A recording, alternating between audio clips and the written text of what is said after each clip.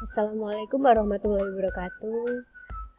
Perkenalkan, nama saya Fajri Tripudi Hasana. Saya guru BK di SMA Negeri 5 Kota Serang. Pada kesempatan kali ini, saya akan membahas materi tentang pendidikan tinggi. Apa sih pendidikan tinggi itu? Mungkin barangkali dari sekian banyak teman-teman sudah ada yang tahu, ataupun kalau belum ada yang tahu, mari di video kali ini kita sharing bersama apa itu tentang pendidikan tinggi.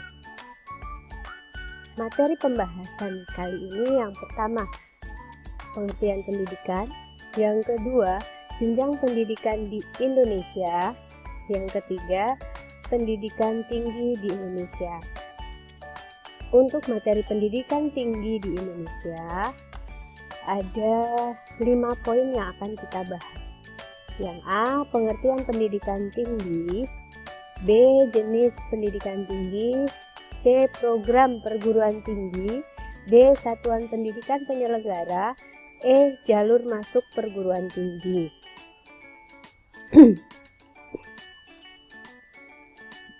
Pertama, pengertian pendidikan.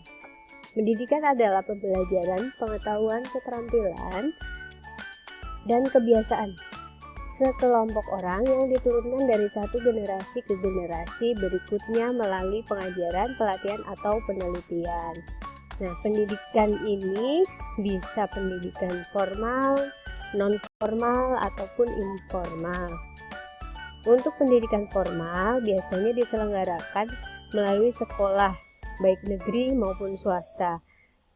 Kemudian kalau untuk non-formal itu berada pada lingkungan pendidikan, lingkungan keluarga, lingkungan masyarakat.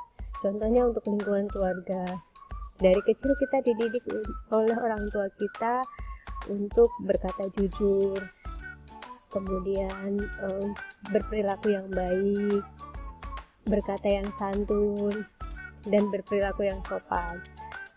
Dan untuk lingkungan masyarakat, contohnya kebiasaan seperti gotong royong, kemudian membersihkan lingkungan sekitar, itu adalah kebiasaan-kebiasaan yang diturunkan dari generasi satu ke generasi berikutnya. Kalau informal itu bisa seperti sekolah agama atau madrasah atau TPA, atau juga bisa seperti sekolah yang seperti homeschooling, itu juga masuk dalam informal. Selanjutnya, jenjang pendidikan di Indonesia. Ada 4 jenjang, yaitu pendidikan usia dini, pendidikan dasar, pendidikan menengah. Pendidikan menengah ini ada menengah pertama dan atas, dan keempat pendidikan tinggi. Pendidikan usia dini ada 3 kelompok kelas, kelompok bermain, kelompok A dan B. Rentang usianya 4-6 tahun. Kemudian untuk jenisnya bisa playgroup atau kelompok bermain, taman kanak-kanak atau Raudatul Atfal. Kedua, pendidikan dasar. Pendidikan dasar itu kelasnya rentang kelas 1 sampai dengan 6 dan rentang usianya 7 sampai 12 atau 13 tahun. Untuk jenis sekolahnya atau jenis pendidikannya seperti sekolah dasar, madrasah ibtidaiyah, dan kelompok belajar paket A. Yang ketiga, pendidikan menengah. Pendidikan menengah pertama rentang kelasnya 7 sampai 9, kelas 7 sampai 9, dan usianya di kisaran 13 sampai 15 tahun. Untuk jenis pendidikannya contohnya seperti SMP, MTS, dan kelompok belajar paket B. Dan pendidikan menengah ke atas itu rentang kelasnya kelas 10 sampai 12 dan usianya rentang 16 sampai 18 tahun. Untuk jenis pendidikannya SMA atau SMK, madrasah aliyah, dan kelompok belajar paket C. Paket A, paket B, dan paket C ini adalah program penyetaraan bagi mereka yang belum menempuh paket A untuk yang belum menempuh pendidikan dasar, paket B untuk belum menempuh pendidikan menengah pertama, dan paket C untuk yang belum menempuh pendidikan menengah atas. Yang keempat, pendidikan tinggi. Pendidikan tinggi itu ada bisa 4-5 macam programnya. Diploma, sarjana, magister, doktor, dan ada juga spesialis. Nah, untuk rentang usianya, usia ini tidak dipatok usianya harus sekian. Tapi kalau untuk perguruan tinggi negeri biasanya tetap ada patokan usia. Tidak bisa usia misalnya 40 tahun masuk PTN, itu tidak bisa. Harus minimal 3 tahun terakhir lulus. Dan jenis pendidikannya yaitu perguruan tinggi. Ada 5 macam perguruan tinggi. Yang pertama akademik, politeknik, sekolah tinggi, institut, dan universitas. Ini akan kita bahas nanti setelah ada di materi yang slide berikutnya.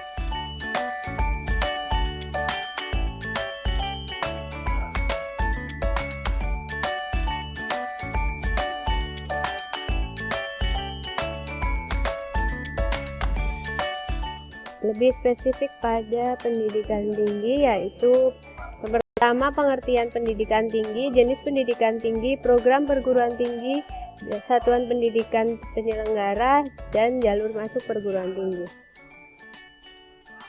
Pengertian pendidikan tinggi yaitu jenjang pendidikan setelah lulus dari pendidikan menengah atas yang mencakup program diploma, sarjana, magister, doktor, dan profesi, serta program spesialis yang diselenggarakan oleh perguruan tinggi berdasarkan kebudayaan bangsa Indonesia. Jadi, kalau kita sudah lulus pendidikan menengah atau SMA atau SMK, menengah atas terutama, kita bisa melanjutkan ke pendidikan tinggi. Bisa dengan program diploma, bisa sarjana, bisa sarjana atau diploma. Untuk magister dan doktor itu harus lulus sarjana dulu. Sarjana 1, strata 1, sarjana lulus baru bisa kita kuliah magister atau kuliah profesi. Nah, untuk program doktor harus lulus dulu program magister. Gitu.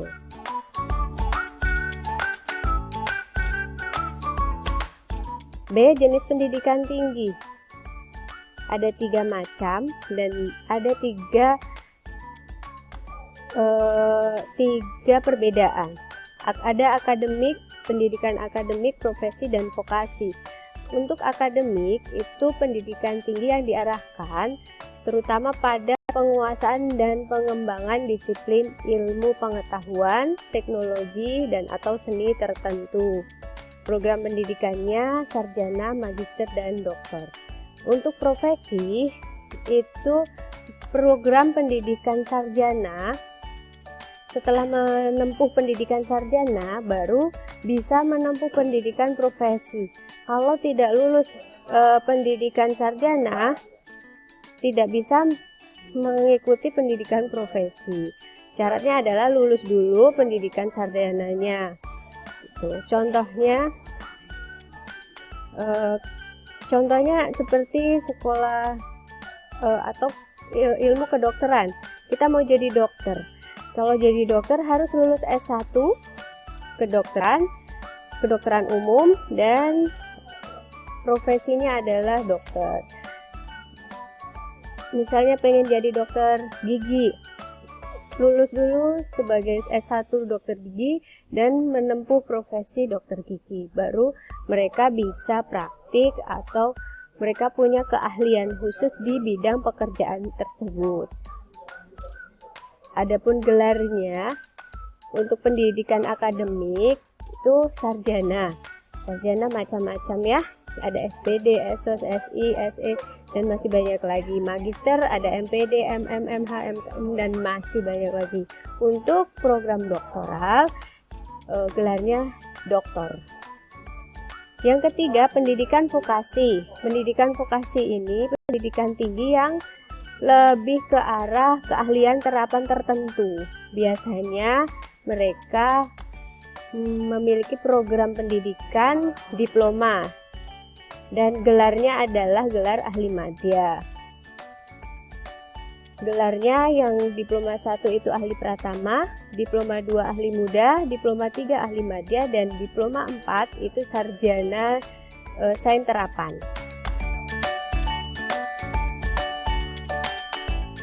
C. Program perguruan tinggi. Ada program diploma, sarjana, magister, doktoral, dan spesialis. Kita boleh menempuh pendidikan tinggi di program diploma ahli madya. Seperti yang saya jelaskan tadi, ada ahli pertama, ahli muda, ahli madya, dan sarjana sains terapan. Untuk selanjutnya program sarjana atau strata 1, kemudian ada magister strata 2, wajib lulus strata 1 dulu, dan doktoral strata 3 wajib lulus strata 2 dulu atau magister, dan kemudian spesialis. Kalau spesialis ini biasanya seperti program profesi, setelah dia lulus profesi dia bisa menempuh program spesialis. D. Satuan pendidikan penyelenggaraannya. Ada 5 jenis pendidikan tinggi. Jenis satuan pendidikannya atau perguruan tingginya. Ada akademi, ada politeknik, sekolah tinggi, institut, dan universitas.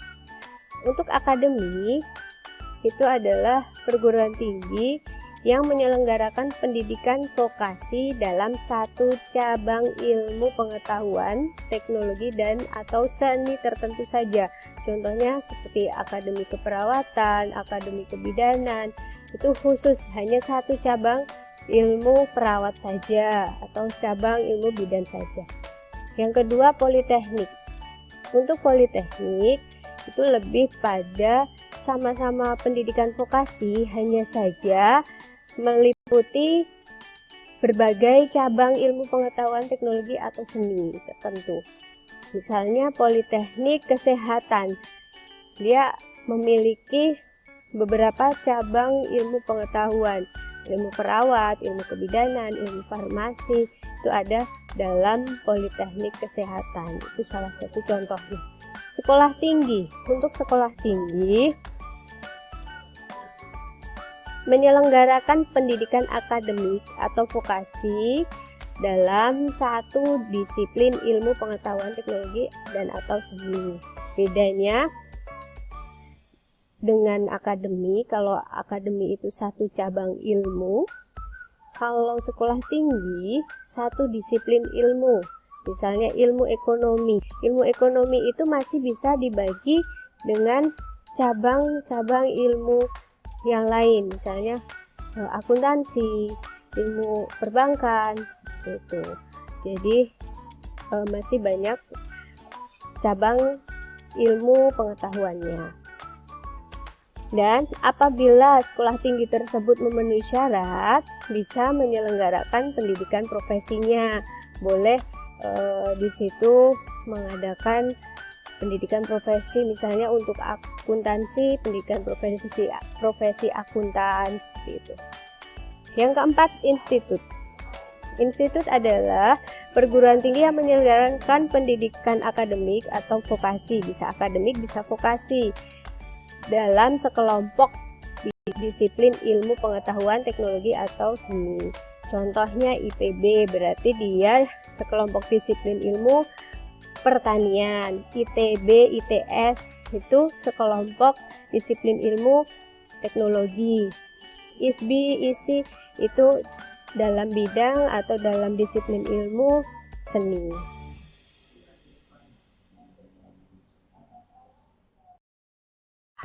Selanjutnya yang kelima, universitas. Untuk universitas adalah suatu institusi pendidikan tinggi dan penelitian. Jadi mereka tidak hanya menyelenggarakan pendidikan, tetapi juga harus mengembangkan ilmu dengan penelitian dan memberikan gelar akademik dalam berbagai bidang ilmu. Bidang ilmunya banyak, tidak hanya satu ilmu saja, tidak hanya ilmu ekonomi saja, tidak hanya ilmu keguruan dan pendidikan saja, tapi dari berbagai bidang ilmu yang tercabang dalam fakultas. Di dalam fakultas tercabang lagi dalam program studi. Sebuah universitas menyediakan pendidikan sarjana dan pasca sarjana. Contohnya UI, UGM, Untirta, Unisula, Telkom University, atau Universitas Pertamina, Gunadarma, itu salah satu atau berbagai macam contoh dari universitas. Selanjutnya, untuk jalur masuk perguruan tinggi. Jalur masuk perguruan tinggi dilihat dari status penyelenggaranya, swasta, perguruan tinggi apapun. Penyelenggaraannya bergantung, penyelenggaraan pendidikannya bergantung pada dana swadaya. Adapun perekrutannya bisa jalur rapot, bisa jalur tes gitu. Untuk status penyelenggaranya pemerintah atau negeri, milik negara, jenis perguruan tingginya ada beberapa macam. Sebenarnya tidak hanya 4 macam, ada berbagai macam jenis perguruan tinggi yang dikelola oleh pemerintah gitu. Dan mereka punya jalur-jalur masing-masing dalam proses perekrutan mahasiswa baru.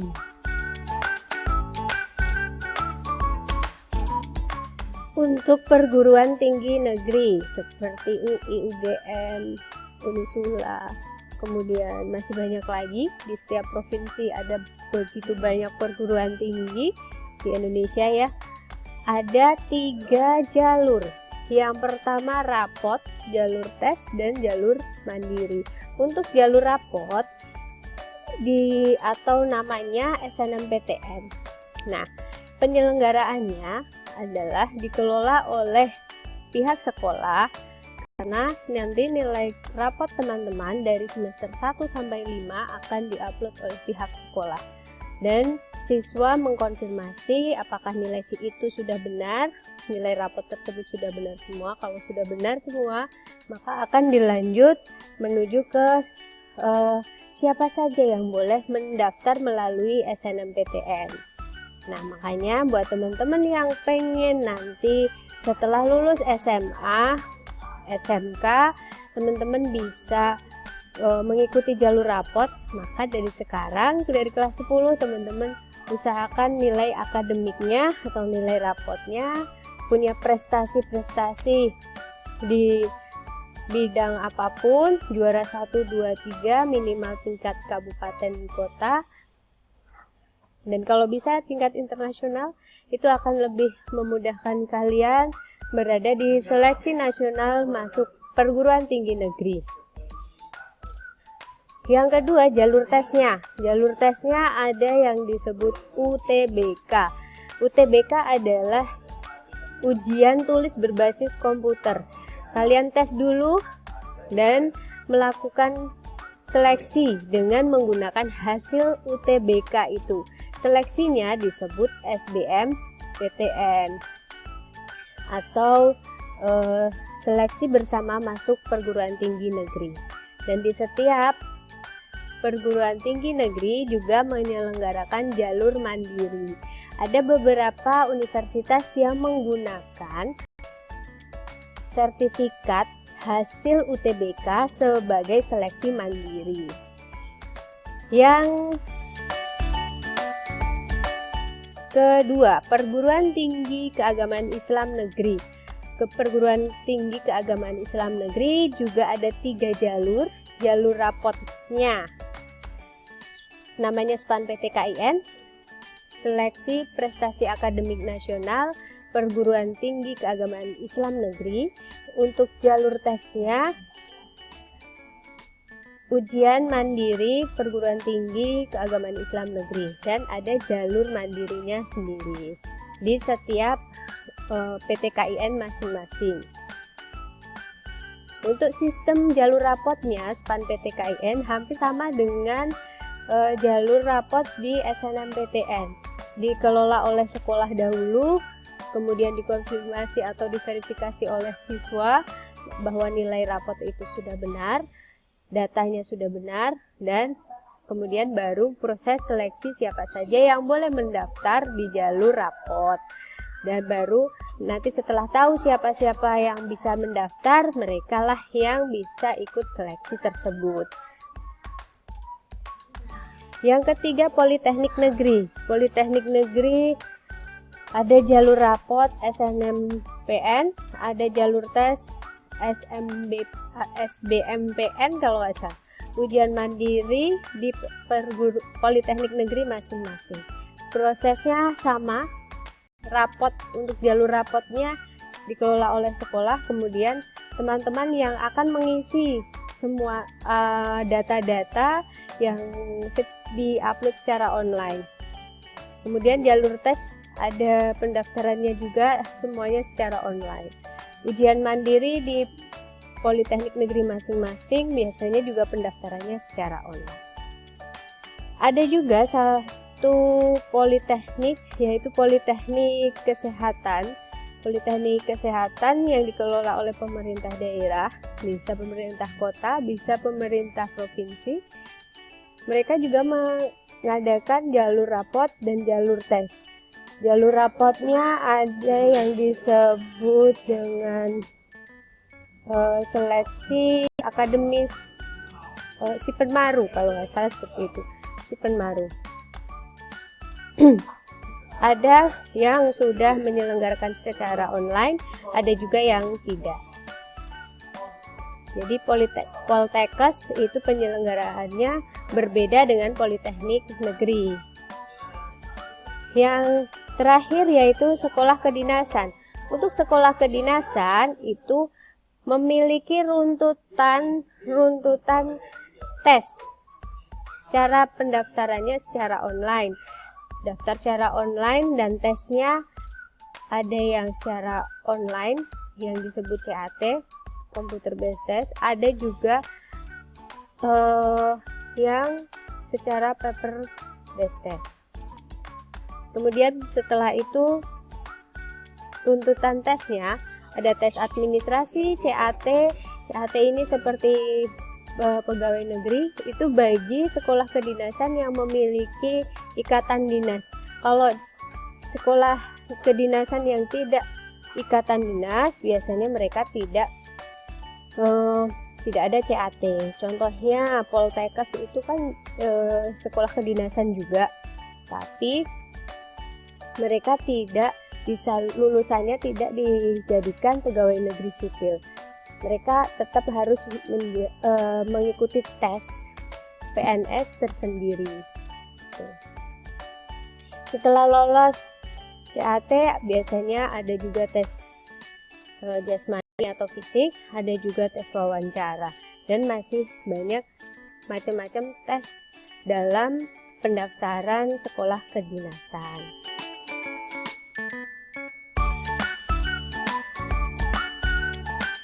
Ya, terima kasih, itu saja dari saya. Apabila banyak kekurangannya, saya mohon maaf yang sebesar-besarnya. Semoga pada materi kali ini bisa membuat teman-teman siswa baru kelas 10 SMA Negeri 5 Kota Serang termotivasi untuk bisa melanjutkan pendidikan tinggi. Tidak hanya lulus SMA kemudian bekerja atau menikah, tapi juga harus merencanakan pendidikan tingginya agar kehidupan kita lebih baik lagi. Sedikit kata-kata pesan dari saya. Rencanakan dan arahkan tindakan Anda menuju tujuan hidup serta cita-cita Anda dari sekarang. Karena kesuksesan tidak dapat diraih dengan instan, tetapi membutuhkan proses dan perjuangan. Proses dari kelas 1 atau kelas 10 sampai dengan kelas 12 dan diperjuangkan dengan cara yang jujur, dengan cara yang kompetitif, dan selamat berjuang dengan meraih prestasi di mana saja. Terus berdoa sebagai pengantar kesuksesan Anda. Akhir kata dari saya, sekian, terima kasih. Wassalamualaikum warahmatullahi wabarakatuh.